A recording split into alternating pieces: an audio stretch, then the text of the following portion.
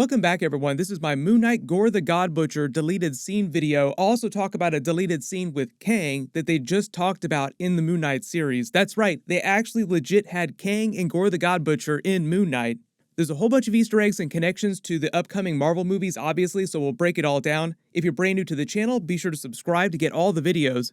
Real quick shout out to my friends at Noom who asked to sponsor this video. A lot of you always ask how I have so much energy to make videos nonstop 24/7. It's a rough schedule. I was an NCAA swimmer back in college, so I still try to stay as healthy as possible now and exercise as much as possible. But it is crazy to keep up with everything. It's like this all the time, so I need all the help I can get. Noom is a consumer-led digital platform. They're experts in physical change. Noom leverages a powerful combination of human coaches, psychology, science to empower people to take control of their own health. They aim to aid you with the wisdom and guidance you need to practice making more thoughtful choices every day in order to make a sustainable change. One of my favorite things about Noom is the daily lessons, so every day you boot up the program and there's this new curriculum for you to learn. One of them is for their food coloring system. They have this coloring system from green to yellow to red. Green means it has more water in it, it's meant to be more healthy, which means you stay fuller for longer. Even just using Noom for a little while on a daily basis helped me find a healthier diet, and it really helped my workout routine.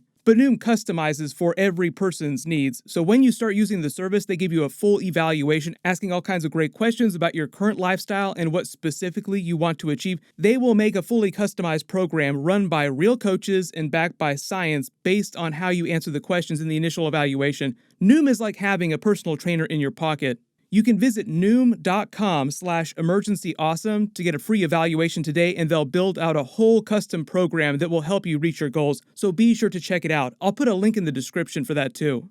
But during the last episode of Moon Knight, the director revealed that they actually wrote and filmed scenes that included both Kang the Conqueror and Gorr the God Butcher in order to link up Moon Knight with the other upcoming Marvel movies like Thor Love and Thunder, Ant-Man 3, Quantumania, and then obviously Loki Season 2, because that deals a lot with Kang the Conqueror. Both of them were doing completely different things, obviously. They're on different missions inside the MCU that have very different paths. During Episode 6, the finale, when Arthur Harrow has shot Moon Knight, he's dead, stuck inside the Mindspace Hospital version of the afterlife, Arthur Harrow takes Ammit's stone prison and heads back to the Great Pyramid. And her mere presence, like even though he hasn't freed her yet, her mere presence in his hand enhances his strength so that he can area of effect everyone. But when that happens, that sort of sets off all the warning bells inside the other gods' heads. They start to figure out what's going on slowly without completely figuring everything out. Even though it's the avatars that come rushing into the Great Pyramid yelling about this, like, what's happening? Why is everything going crazy again? They're meant to know everything that their Egyptian gods know that they are the avatars of. So they're basically saying all the things that the gods are thinking. They don't immediately know that it's Ammit that's causing these problems. It's Hathor that has to tell them, no, this is happening because of Ammit. The deleted scene with Gorr the God Butcher was going to be happening during this part of the movie as Ammit gets ready to be freed. The other avatars, the gods, were going to come running into the Great Pyramid yelling about chaos erupting everywhere. What's going on now all of a sudden? And as part of that, they were going to start yelling about Gorr the God Butcher specifically. Like, first we had all this stuff with Gorr the God Butcher going around trying to kill all of us. That was a huge problem. And now we have this thing with Ammit going on. When does it end?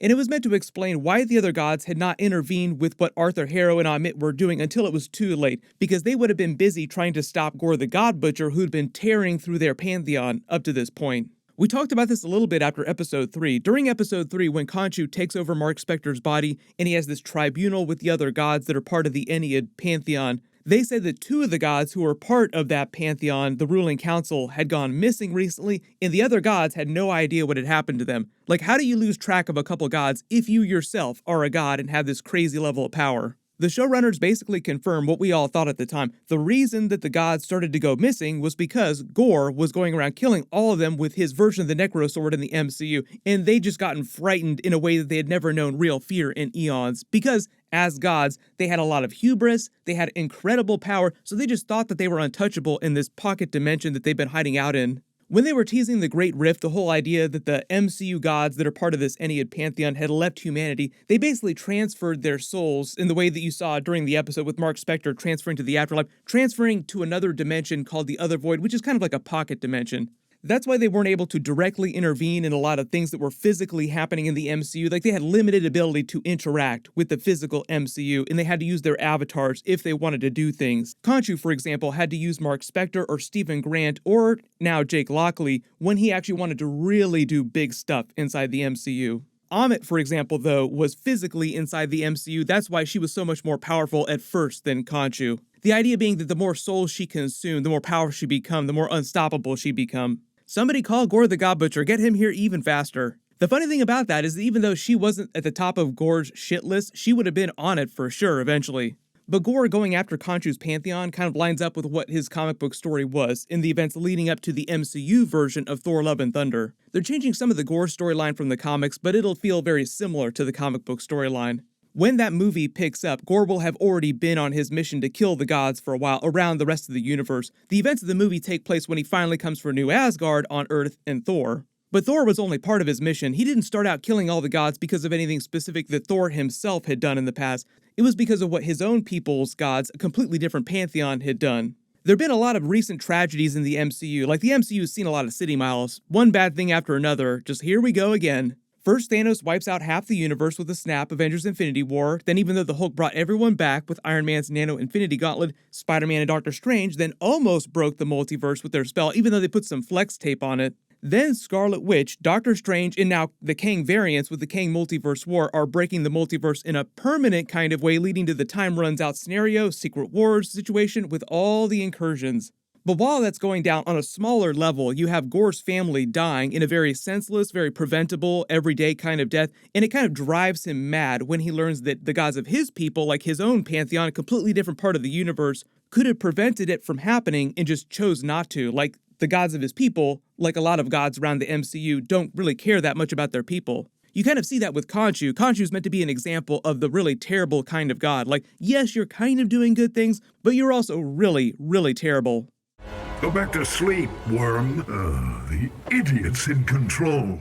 So Gorr decides that the gods are useless, do not deserve to exist, and then finds the Necro Sword, giving him the power to kill gods, and starts by killing the gods of his people, then goes on a quest to kill the gods around the rest of the MCU universe. And he does it old school Thanos style, balancing the universe, perfectly balanced as all things should be, one pantheon at a time. But as Gorr kills more and more pantheons of gods, he gains more and more power, and eventually, even though Khonshu's pantheon, for example, is hiding out in this pocket dimension in a completely different part outside the MCU, they'd be safe from Thanos snapping the Infinity Gauntlet or anything on that level because that only affects stuff inside the MCU. Eventually, Gorr would gain enough power that he could travel through the multiverse, and those other gods would not be safe. So even though the Kang Multiverse War, the incursions from Doctor Strange 2, universes colliding with each other, is now threatening all of reality, Gorr the God Butcher himself is also kind of threatening all of reality in a completely different way. But one of the reasons why they've been trying to hype up Gorr the God Butcher in general, saying that he's one of the better Marvel villains, is because you understand why he's doing what he's doing.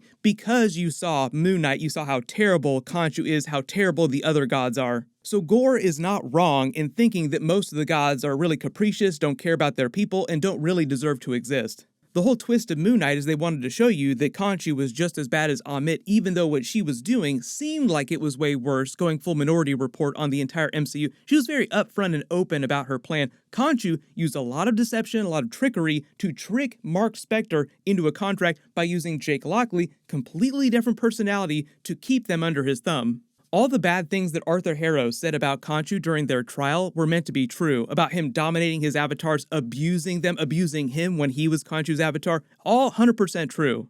And the whole thing with the Kang the Conqueror deleted scene, because obviously the Kang Multiverse War has something to do with what's going on with the incursions in Doctor Strange 2, is that in earlier episodes when Steven was rattling off about Egyptian history and a bunch of ancient pharaohs, he would have specifically mentioned Rama-Tut as part of this line of pharaohs, and that would have been a reference to Kang the Conqueror when he went back to ancient Egypt to rule over them, way before he adopted the name Kang the Conqueror. I've already done a longer video about this, so I'll post links in the description below. It was just that during the episodes, there are Easter eggs about Kang, but the deleted scene was that they were legit going to start talking about Kang the Conqueror. There was also a symbol on a jacket in a previous episode that looked similar to Kang's Egyptian headpiece, so there was a lot of Kang going on during the series. I've got more videos planned for Fantastic Four, for the Incursions, Secret Wars, Time Runs Out. Make sure you have alerts enabled for my channel so you don't miss those. But if you have any questions about what's going on with Gorr the God Butcher or any of these other brand new characters, just write them in the comments below. Congratulations, Reality, you're the giveaway winner for my last big Marvel video. Please email me on the About page of my channel so I can get your contact details. Everyone click here for my Doctor Strange 2 Iron Man deleted scene video to learn what was going on with him during the movie, and click here for my Doctor Strange 2 post-credit scene video. Thank you so much for watching. Everyone stay safe, and I'll see you guys in the next one.